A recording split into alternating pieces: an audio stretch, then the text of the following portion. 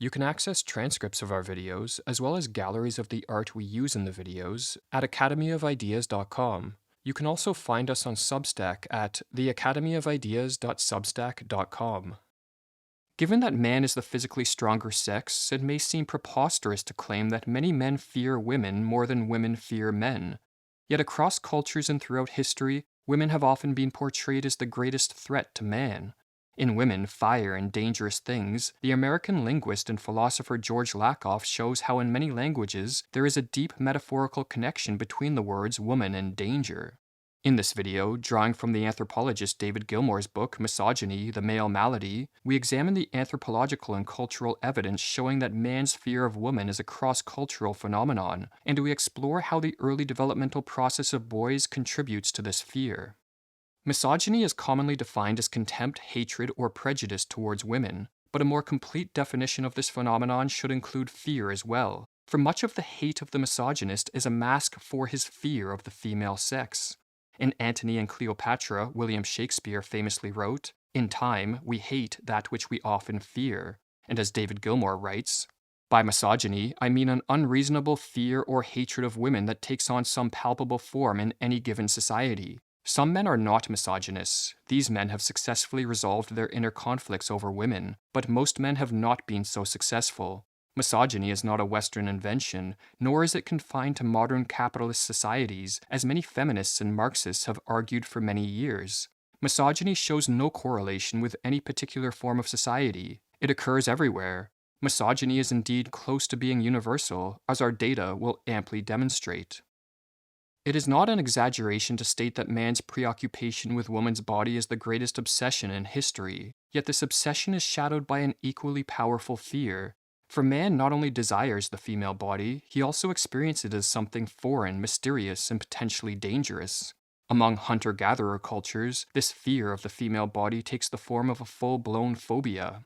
The Aboriginal tribes of the highlands of Melanesia, or New Guinea, remained undiscovered and untouched by outside influence until the mid to late 20th century. When anthropologists first encountered these tribes, they observed that the Aboriginal men harbored a deep and intense fear of the female body. In summarizing these anthropological studies, David Gilmour writes, "Literally all publications start off by noting a curious degree of sex antagonism as a salient feature, if not the standout feature, of most highland societies.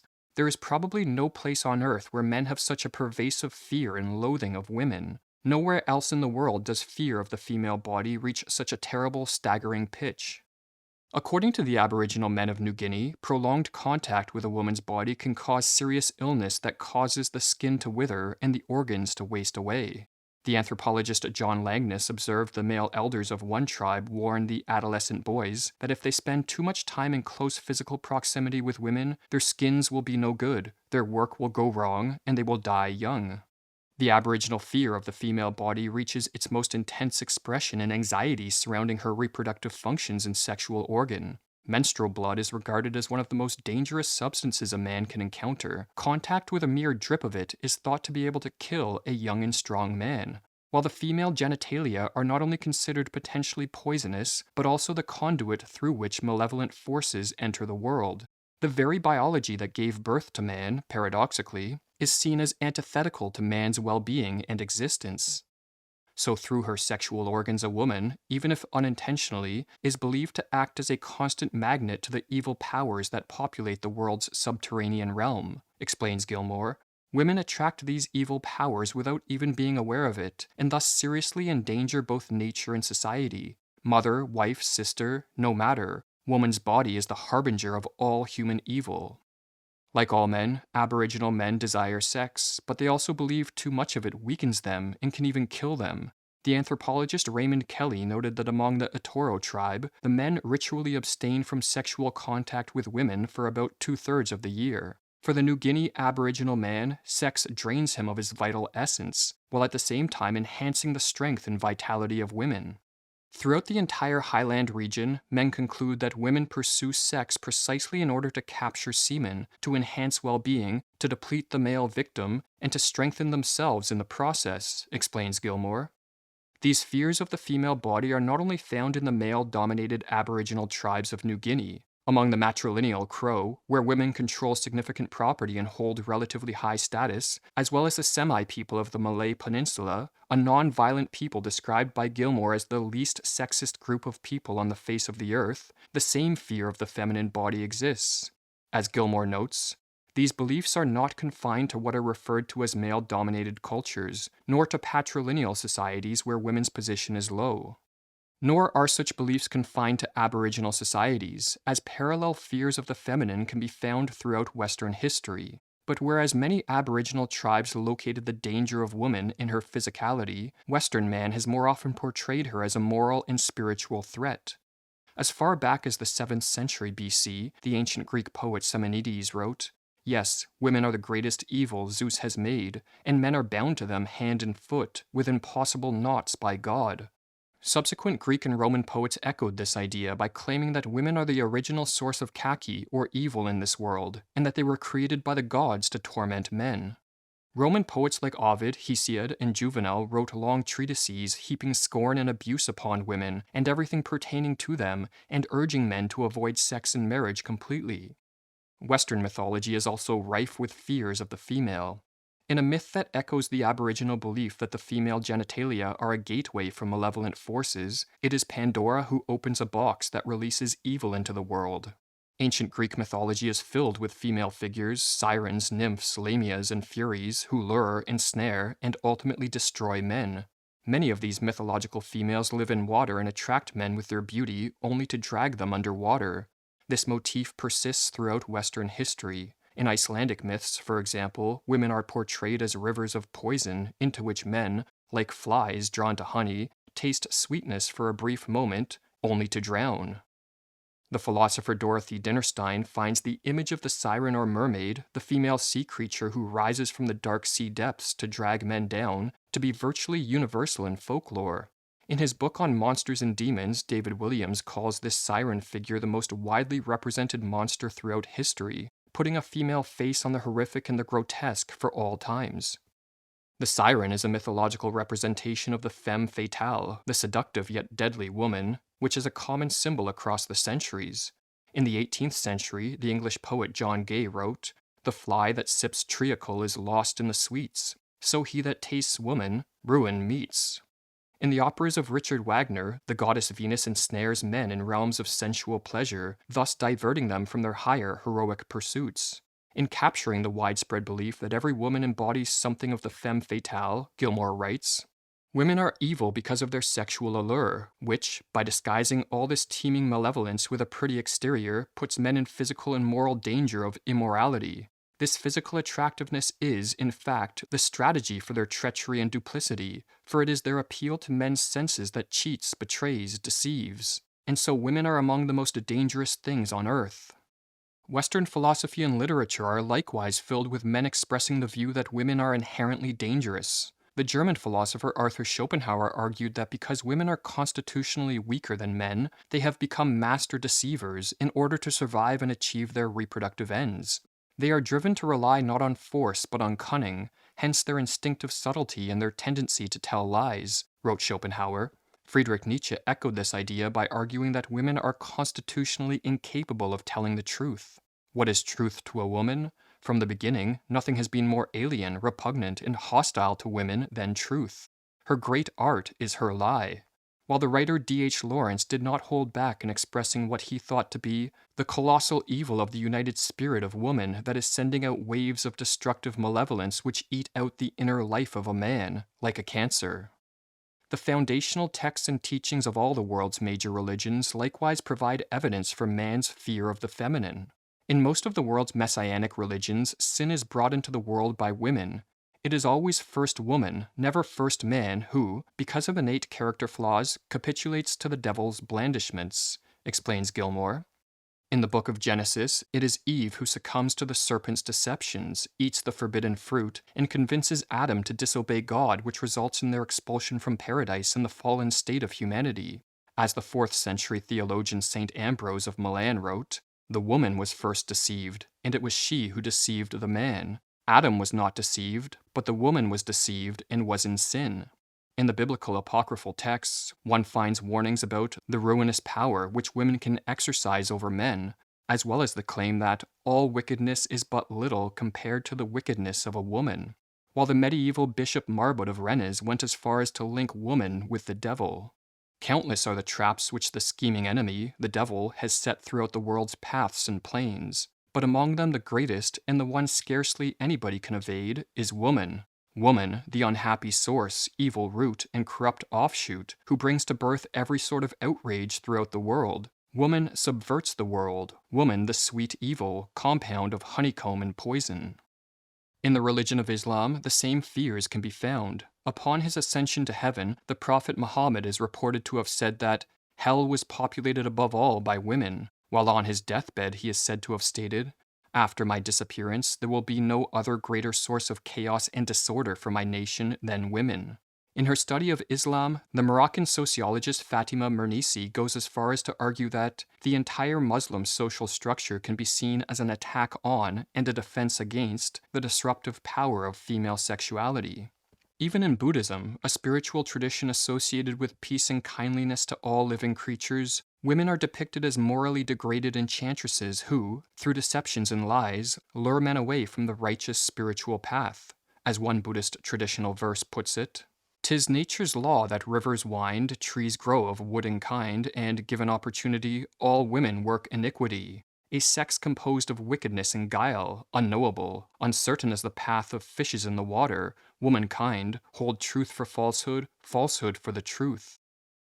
Because man's fear of woman appears in similar forms across cultures and religions throughout history, it cannot be adequately explained by social structures, institutions, or belief systems. Its roots must lie in the psyche of man.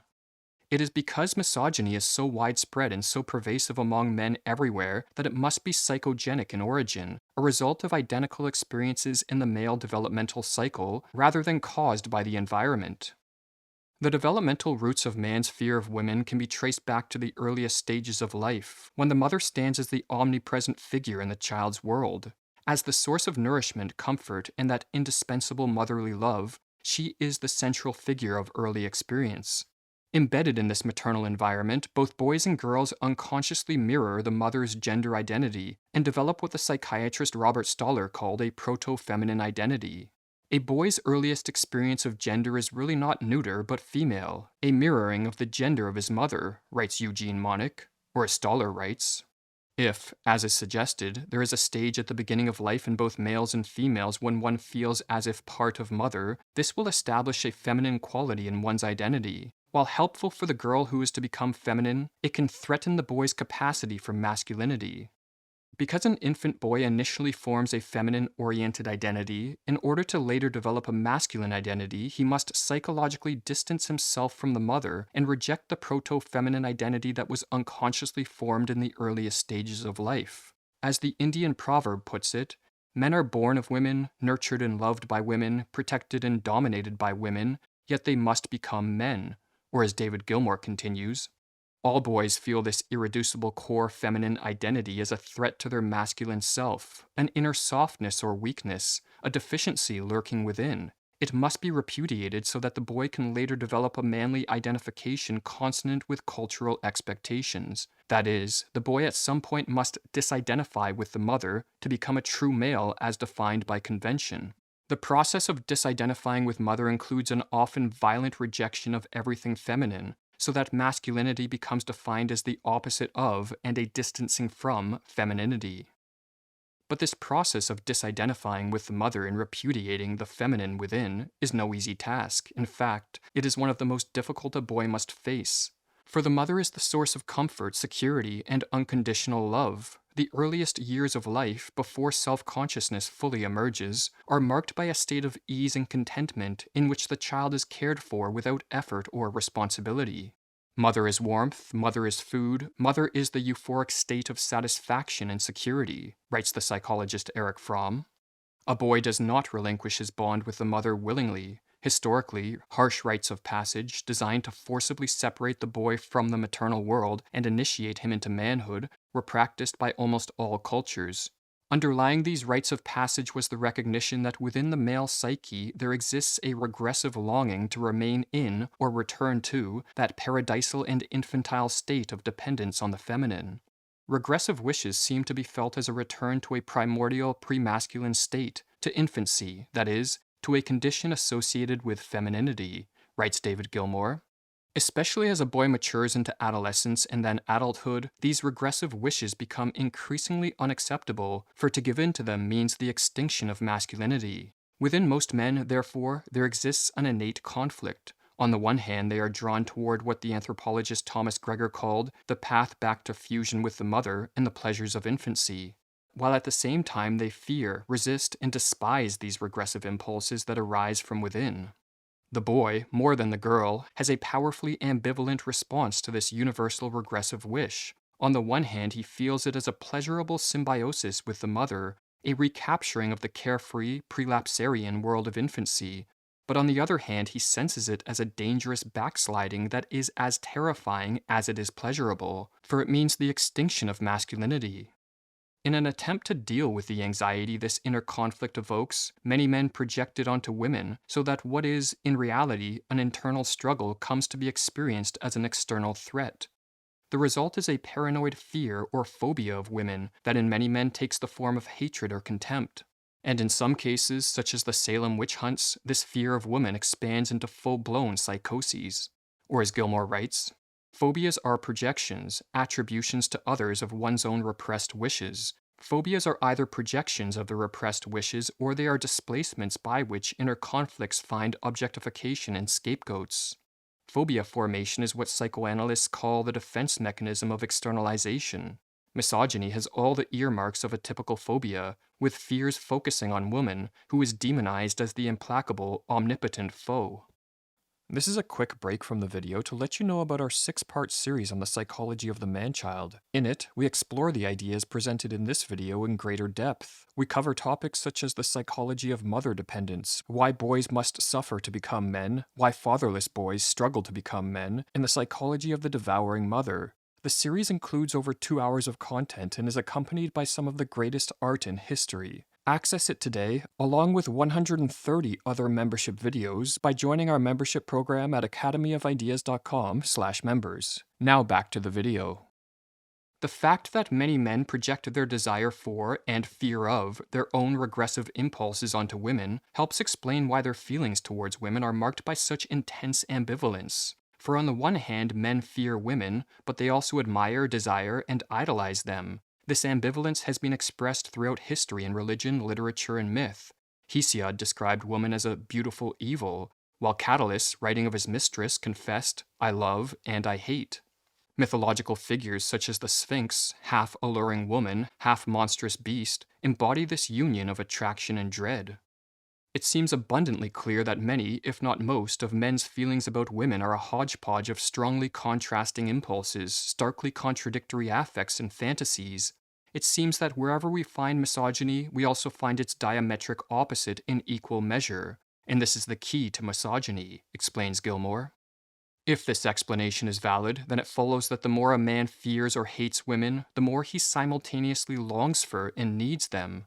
In other words, men who appear most overtly misogynistic may, in fact, be the ones most deeply driven by a powerful yet unacknowledged yearning for the very women they denounce. Ambivalence occurs when one experiences diametrically opposed emotions at the same time. The affected person is drawn in opposite directions, torn by incompatible emotions. He feels anxiety because he cannot reconcile the clashing feelings, explains Gilmour. This tension-ridden state, not simple hatred or a wish to dominate, accounts for men's denigration of women. It is not surprising that the men who most deplore and distrust women are the same ones who most admire, want, and need them. Although the regressive impulses that underlie man's fear of women originate in his early dependence on the mother, David Gilmour notes that the father-son relationship plays a crucial role in shaping a boy's later attitudes toward women. He draws on a comparative synthesis study by the anthropologist James Taggart, who discovered that fathers who are more involved in a boy's life help their sons separate from the mother with less anger toward women. This is a promising finding, but given that absent fathers are now the norm, with about half of all boys growing up without a present father in the household, many are deprived of the masculine guidance needed to develop a healthy relationship to women. Like many deep-rooted social problems, the responsibility ultimately rests with individual men to recognize that conflicting feelings toward women are, in reality, conflicts within themselves. This requires bringing regressive impulses into consciousness, and rather than indulging in them, acknowledging, accepting, integrating, and mastering them. It requires the awareness that when one hates or fears women, one is really hating and fearing parts of oneself. Men who hate women hate themselves even more. What they really hate and fear is the femaleness within. Only if more men undergo this evolution of consciousness can the deep division that exists at the heart of our species, a millennia-old war between men and women, give way to a more harmonious relationship between the sexes and an elevated form of human life. Or as David Gilmour concludes, only self-knowledge can free men from fear of women, and self-knowledge in this case means the acceptance of the divided self within. And only through such an acceptance can men appreciate the loveliness, gentleness, and beauty of women. Men and women thus united, misogyny will wither away of its own accord. And on that ambiguous note, we end. Join our membership program for only $5.99 a month or $49.99 a year, and access our 6-part series on the psychology of the man-child as well as over 130 other videos, including a 3-part series on cultivating heroic manhood, a video on why nice guys are destined to fail, as well as a 3-part series on the evolutionary psychology of sex and relationships. You can download all videos for offline viewing and cancel your membership at any time. Academy of Ideas is the work of 2 brothers from Canada. We are not associated with any organization or institution. We rely on the support of individuals like you. Thank you.